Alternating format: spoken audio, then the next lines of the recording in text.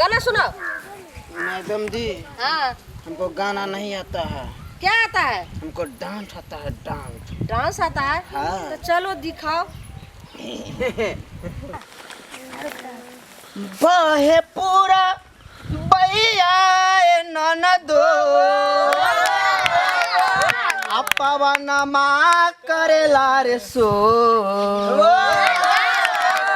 आसैया के तोरा लकारे दहिया ओ पियाजी के तोरा लकारे दहिया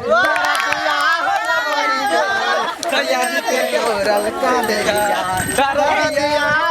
बड़ी जोर पियाजी के तोरा लकारे दहिया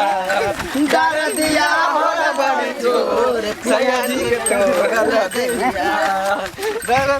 कैसा मेरे बच्चा सब गांव गंवार का आ गया, लग रहा है शहर का कितना छाटे हुए बच्चा है। इससे अच्छा तो मैं घर में रहती।